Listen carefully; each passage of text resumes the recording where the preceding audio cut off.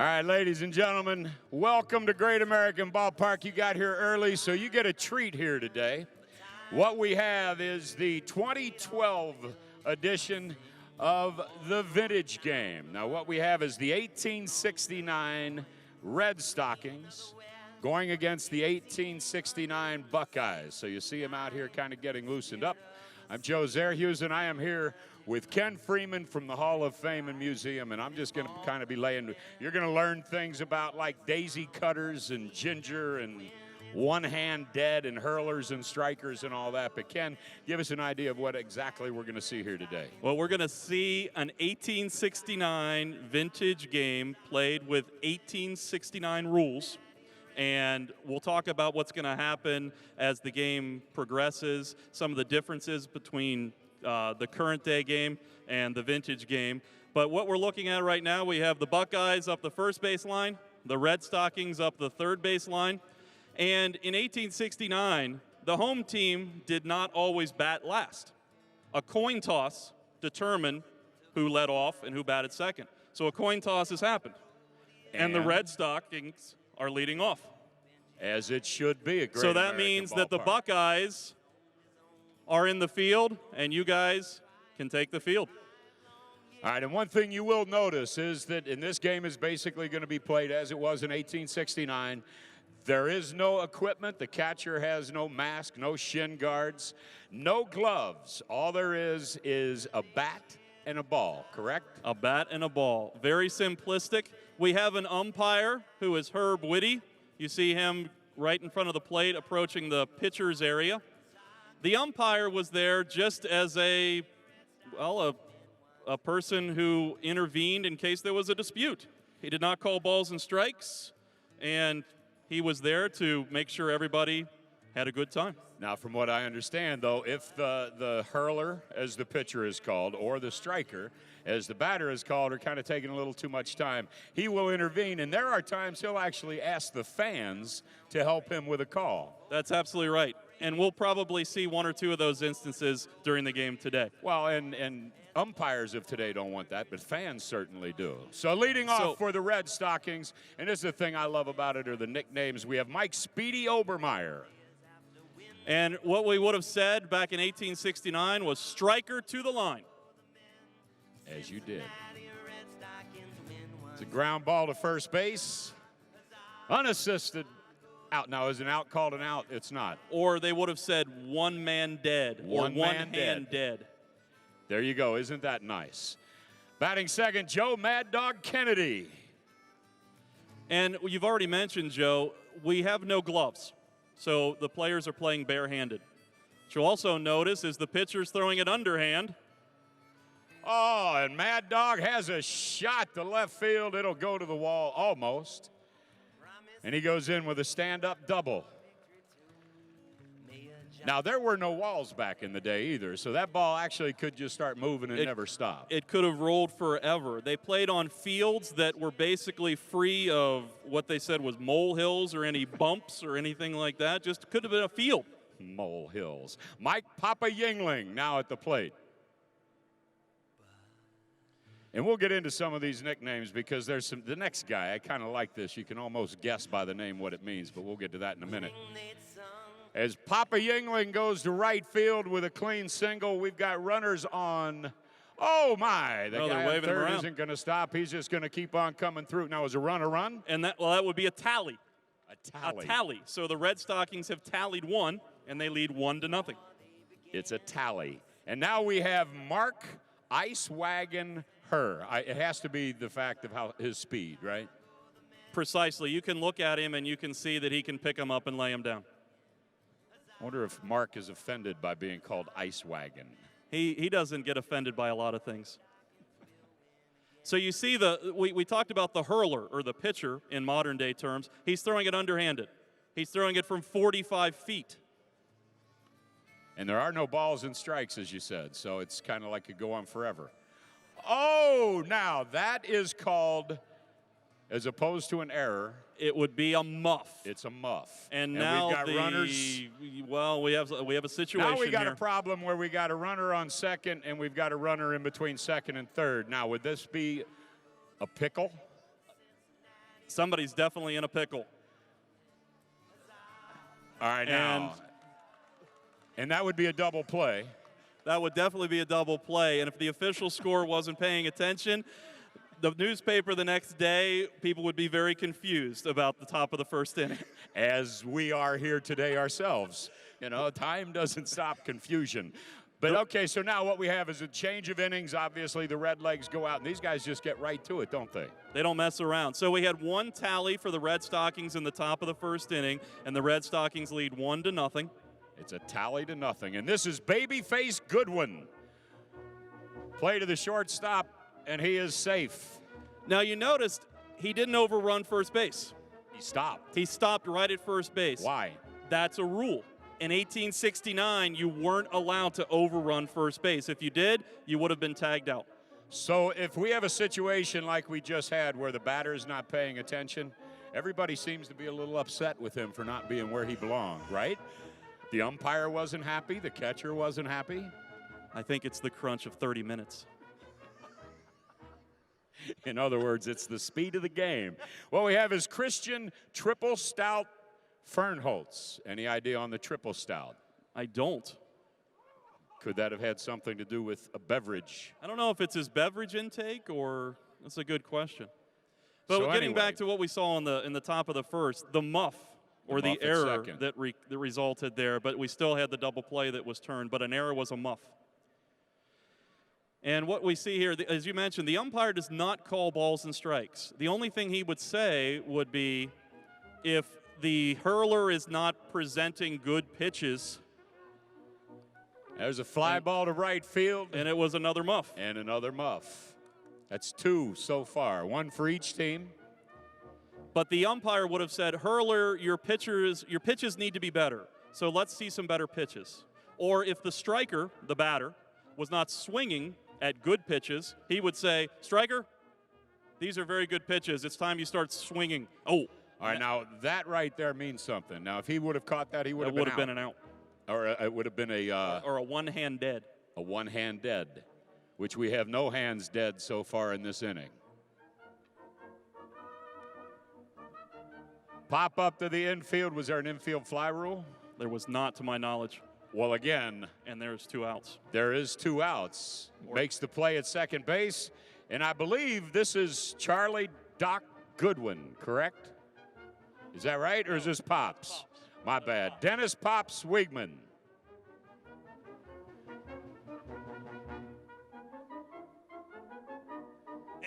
Now, that what just happened was almost a third man dead because a foul tip on a bounce, if the catcher catches it on one bounce, he's out. Interesting. So again, it was another opportunity right there. But one of the things about at this point, at least on the surface, it seemed to be very much a gentleman's game. Is that right? That's precisely true. There was no spitting. There was no swearing. There was no cursing. And now he got it on a bounce, so that's an out, right? And the batter is out, and that's 3 hands dead. 3 hands dead. The Buckeyes head out to the field. The Redlegs will be batting.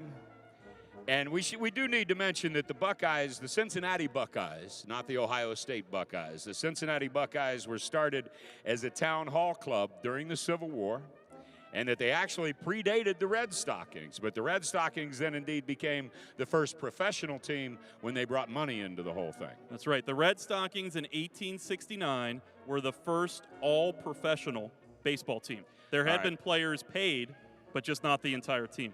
Now, I think we have Dave Slide Rule Cook, correct? Correct. And he's a big hitter. And he's very smart. I figured that out. That's what I thought. You're a slide rule yourself. A shot down the left field line.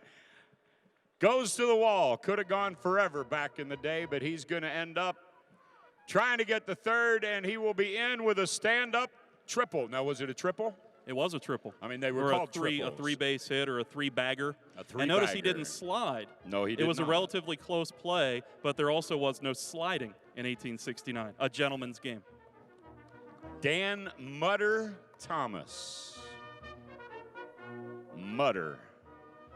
I'm curious. Well, his mother was a mutter. His father was a mother.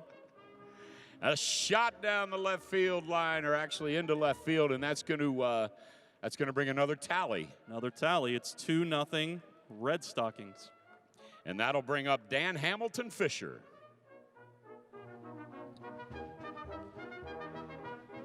And another thing, too, you notice the alignment in the field. The bases were 90 feet apart, just like today. But the second baseman, his true position was literally almost on second base. And that's where they lined up regardless of the hitter. So I think that would probably be considered an error as well. I would call that a muff. And we have runners at first and second. And Tim Sparky Gilkey now coming to the plate for the Red Stockings.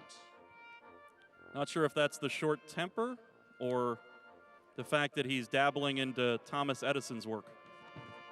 Now, probably means nothing. Well, there's another shot into left field. And looks like he's safe at third. Bases are loaded. And again, obvious question, were bases loaded at the time? Or bases, as far as I know, bases were loaded, yes. But there may have been another term that I'm not aware of in 1869. And what we have right now is Dave Juggles Fisher. So named because of his defensive acumen. Fly ball to Nice center. play. Now that's a nice catch without a glove. One tally will come in But for the Mutter Red did Stockings. tag up. So it's 3-0 Red Stockings.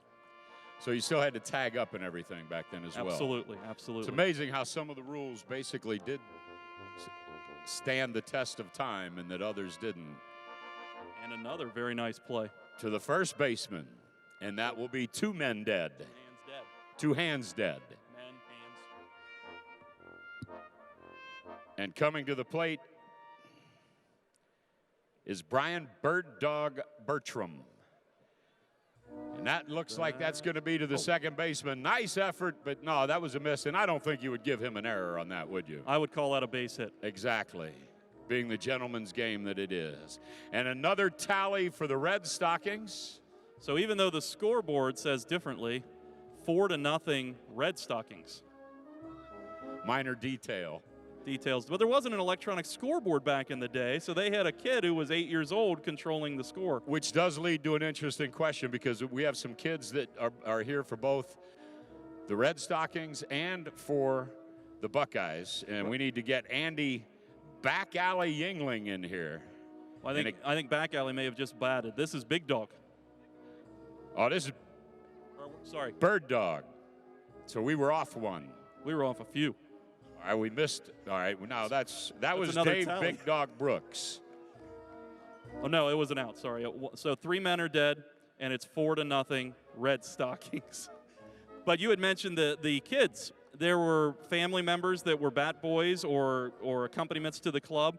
And we also have some folks in vintage dress up the third base line from the Heritage Village in Sharon Woods. And so those are our onlookers, our crowd today from the 19th century. All right, so ladies and gentlemen, seriously, if you're going to dress up like that on a day like this, let's give them a round of applause and welcome them to the ballpark.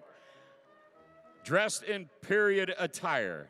All right, I'm going to guess, because I don't even know. Is this Andrew? Anybody know?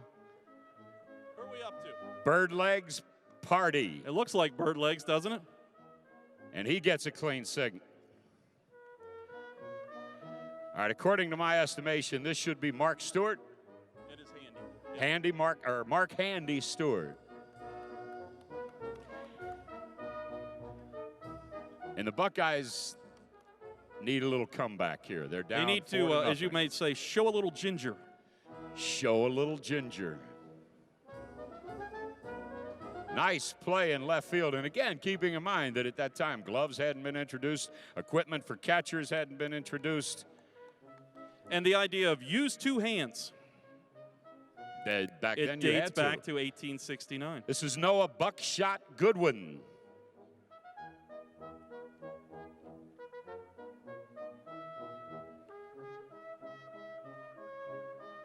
Ground ball to short. He's safe. We've got 2 runners on. Now, this is one. I understand this nickname. And again, the nicknames, everybody had to have a nickname. I mean, in driving, I understand what Leadfoot would be. But in baseball, I don't get it. But it's Chip Leadfoot Rickard. This is actually catfish. All right. Never mind. We'll get to Leadfoot here in a minute. Oh, was that tipped? Was that tipped? This is actually Lance Catfish female, but no, we're not going to say it wasn't. But that can be caught on a bounce, although it wasn't. That's right, a foul ball, 1 bounce, the fielder makes the catch, he's out, even though it's hit the ball, or the ball is bounced once. In foul territory, that could be an out or a man dead. All right, so real quick while we can, hey, Chip, why Leadfoot? Why are you Leadfoot? Yes. I get it. It's because he's slow, like Ice Wagon, the same thing. I get it, of course. Now notice the pitcher, too, before he delivers the pitch. He's... So, and again, so he can swing as many times as he can swing and miss. Correct. And there are no real strikeouts at that point. Oh, so there is 3 strikes and out. 3 swings, basically. 3 swings. Now the pitcher, as Big Dog is pitching, he's showing the ball to the batter, or the striker. Because the idea in 1869, we want you to hit it. We don't want a 2-1 game. We want to see a lot of runs. People paid their 25 cents to see a lot of runs scored. So the idea is the action starts when the ball comes to the batter. Fly ball to third. All right, so we have 2 hands dead. 2 hands dead, and this does bring up Chip Leadfoot. Leadfoot. Because he's slow. So there's Big Dog showing the ball.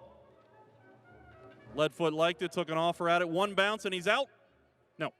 And the interesting thing is, too, is where now we have people sitting in the stands and we have people down the left field line. There would be people like out in the outfield, right? Beyond an outfield section where they could just stay there.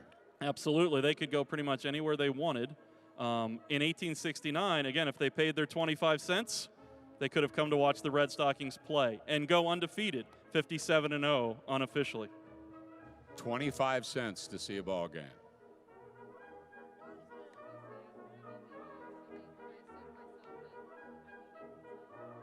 We might have a play at the plate.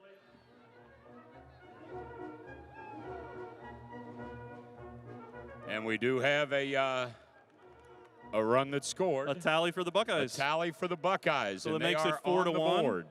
Second and third, 2 men dead. All right, now help me out here. Is this Doug? Is this Doug Cannonball? I think we're up to Cannonball. And the pitcher is telling the right fielder to go deep. So obviously, he must know something. Strikes fear. Hence the name. I got you. He goes the other way. Smart move. And falls in for a hit. And another tally for the Buckeyes. And Cannonball keeps moving. We have second and third. I don't know if you heard people. Come on, Leadfoot, come on, Leadfoot. He wasn't having any bit of that. All right, now we have Rick. This is the preacher, correct? Correct. Plays his Rick best Anderson. baseball on Sundays.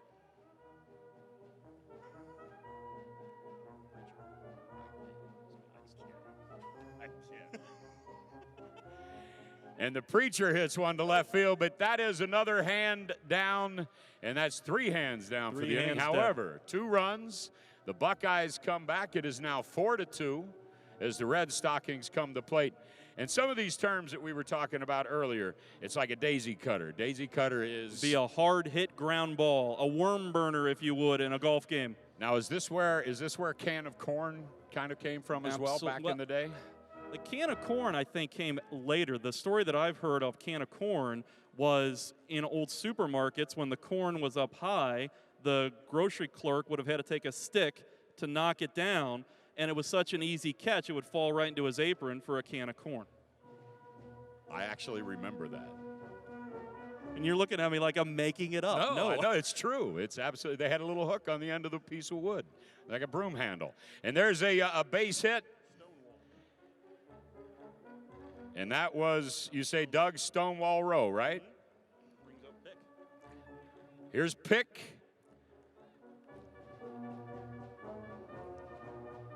So we're going to play today. We're going to play 3 innings, but in 1869 they would have played a full 9 innings. But because of time restrictions, we're only going to play 3 today. And there's a daisy cutter to second base. Oh, nice play. A little force out. One hand dead. Now, back in 1869, what was the average length of a game? Any idea?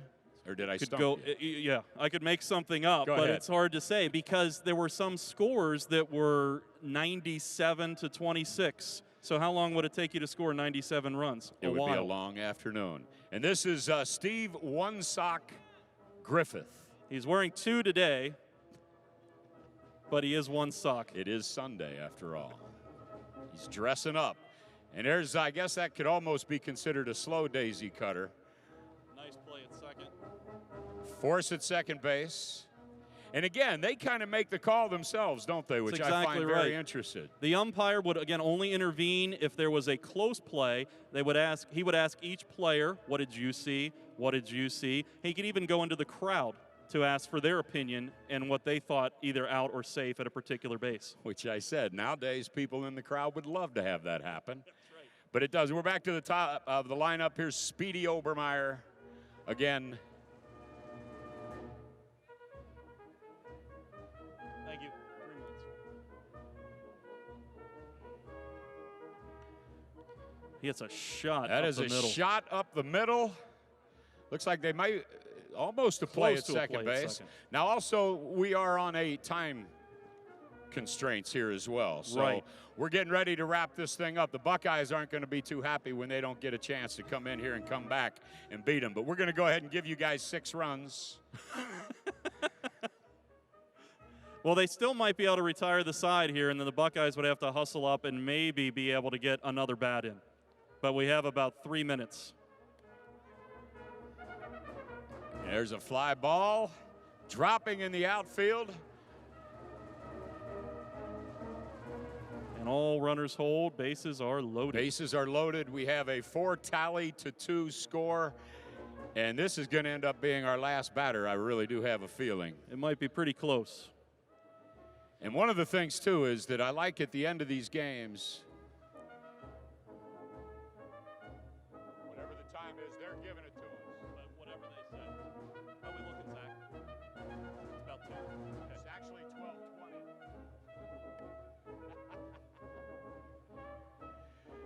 And there's a nice play by the second that's baseman. 3 hands dead. So Buckeyes, if you want to bat, go. Go. We have 2 minutes. We're getting the 2-minute warning. We've been given the 2-minute warning. So we'll try to get the last of the 3rd inning in. All right, so we're going to give the Buckeyes a chance. This is speed baseball.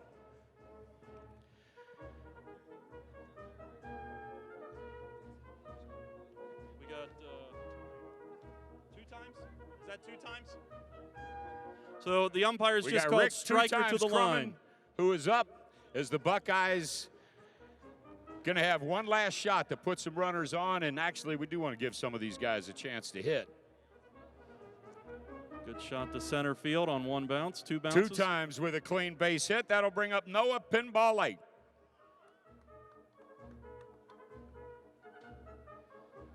So I think the score is 4-2, if I've been keeping track correctly. It is.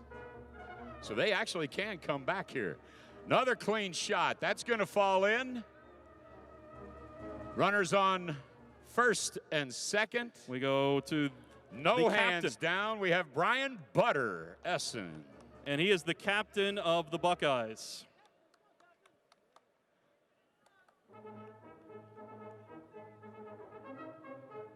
Captain Butter is Captain what they call Butter. him.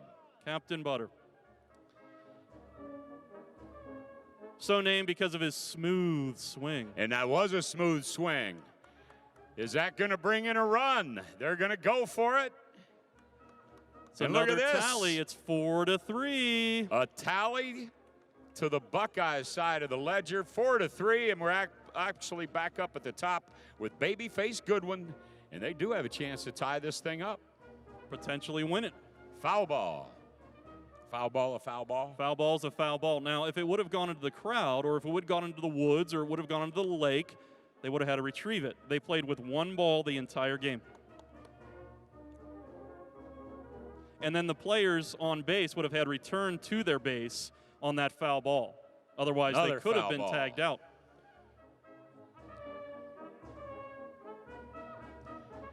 Pressure's and as on. a soothsayer, the ball does go into the crowd, but they return it because, again, one ball was used in the game.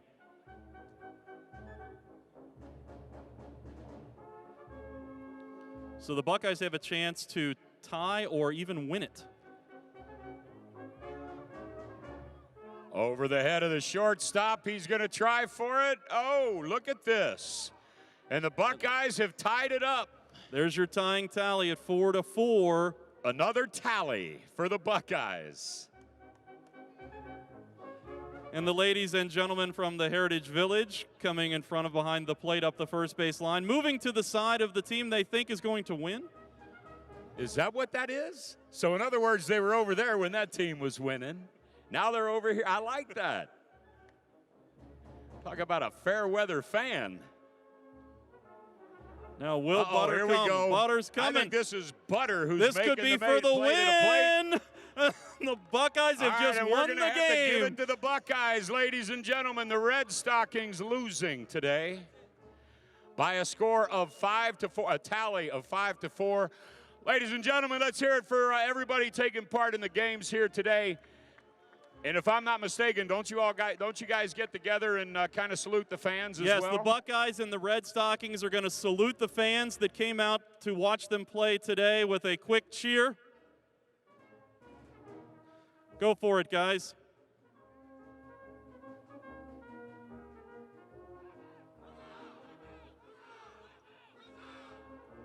Ladies and gentlemen, let's hear it for them one more time for all the guys that are playing, for those that came out as spectators.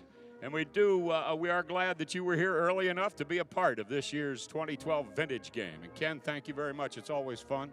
Although usually you need to have that top hat that Greg Rhodes wore. Next year, you and I both. Thanks, Joe. Thank you very much.